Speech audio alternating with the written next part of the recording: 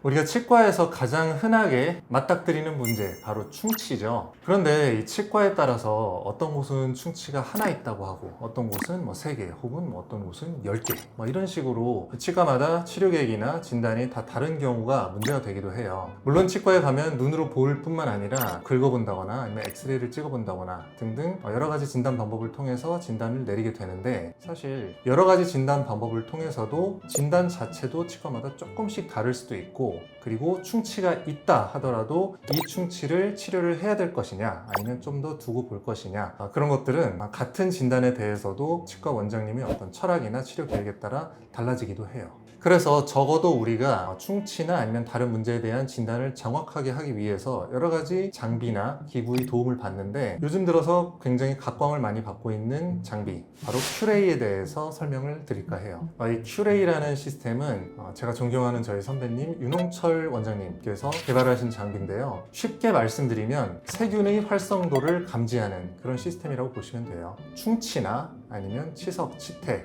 혹은 크랙에 있는 세균의 활성도가 높다, 그런 부분이 사진상에 빨갛게 표시가 되는 그런 개념입니다. 손카롱.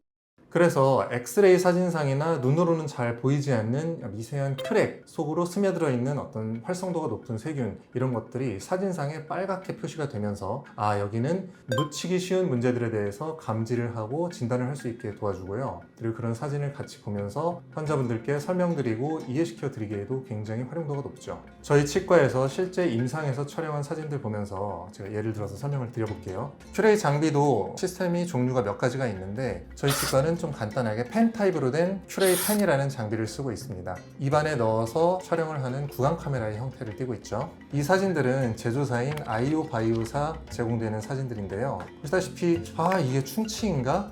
조금 애매모호한데 싶은 부위도 큐레이 모드로 사진을 찍어보면 명확하게 세균의 활성도가 높은 그런 모습을 볼 수가 있어요. 그리고 이 사진만 봤을 때는 육안으로도 이게 크랙의 문제가 있다고 감지하기가 쉽지 않을 수 있거든요. 근데 큐레이 모드로 사진을 찍어보니까 아주 명확하게 금이 쩍 가 있고 그 금 틈새로 세균이 굉장히 활성도가 높은 모습을 볼 수가 있습니다. 이런 부위들은 앞으로 쭉 썩어 나가거나 아니면 크랙이 쪼개지면서 문제가 될 가능성이 굉장히 높겠죠. 그래서 선제적으로 치료를 하는 게 바람직합니다. 이 사진에서도 눈으로는 사실 한국인들은 이런 어금니에 크랙, 금이 가는 경우가 많이 있거든요. 근데 이거를 치료를 할까 말까 고민을 하게 되는 경우가 많아요. 큐레이 모드를 보면은 이 사진상의 위쪽에 보이는 금으로는 세균이 충분히 많이 침투해서 문제가 되고 있구나 라는 걸 볼 수 있을 테고, 사진상에는 크랙이 있는 것처럼 보인다고 하더라도 큐레이 모드, 세균 감지 모드에서는 그렇게 활성도가 높지 않은 이런 부위는 굳이 지금 손을 대지 않아도 될까라는 고민을 해볼 수 있기도 해요. 그래서 치료 계획을 세우는 데도 도움이 많이 되죠. 이건 저희 치과에서 실제로 환자 진료에 활용한 모습인데요. 환자분께서 증상도 시큰시큰하게 있고 저희가 육안으로 봤을 때도 여기에 금이 간 것이 문제가 될 수가 있겠다라는 생각이 들었어요. 사실 엑스레이에도 이런 금은 보이지가 않거든요. 큐레이 사진을 찍어보니까 불사 여기 기존에 치료를 해놓은 아마 레진일 거예요. 레진 주변으로 쫙 세로로 금이 가 있는 게 관찰이 됐어요.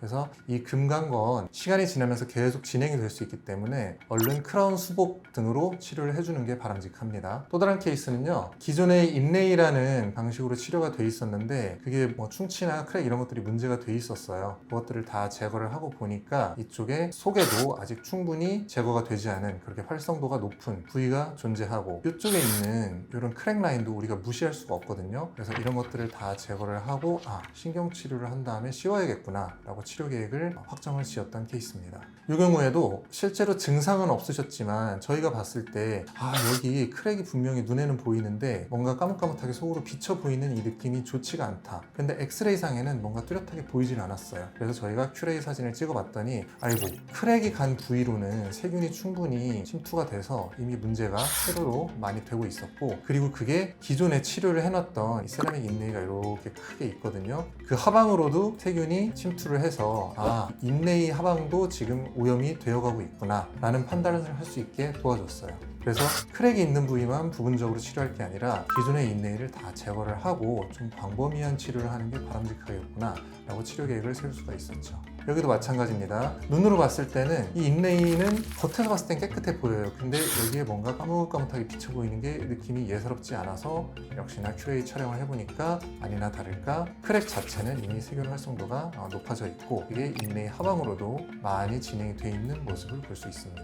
그래서 여기도 역시 인레이를 전체적으로 다 제거를 하고 치료를 진행을 했죠. 기존에 돼 있던 인레이, 여기에 크랙이 쫙 있네. 그래서 큐레이 사진을 찍어봤더니 아니나 다를까 이 크랙 밑으로 세균의 활성도가 굉장히 높아져 있는 걸 볼 수 있었습니다. 그래서 이거는 인레이 치료를 다시 하는 게 아니라 크랙이 간 부위를 충분히 제거를 하고 신경 치료를 하고 그 다음에 크라운으로 수복을 해서 꽉 잡아줘서 크랙의 진행을 최대한 막아주려는 노력을 저희가 했죠. 보신 바와 같이 아무리 진단 기술이 좋고 매의 눈으로 저희가 찾아보려고 하고 질 좋은 엑스레이를 찍는다고 해도 어떤 크랙과 같은 문제는 감지가 되지 않는 경우가 굉장히 많거든요. 그럴 때 이런 큐레이라는 장비를 활용하면 나중에 묵혀뒀을 때 더 큰 문제가 될 수 있는 걸 미리미리 사전에 치료를 해서 방지를 하는 그런 효과를 얻을 수가 있겠죠. 근데 이게 참 색다른 면이 있는 게 저희가 치석이 굉장히 많아요. 근데 큐레이로 사진을 찍어보면은 거기는 세균의 활성도가 높지가 않은 부분들도 있어요. 이런 것처럼 실제로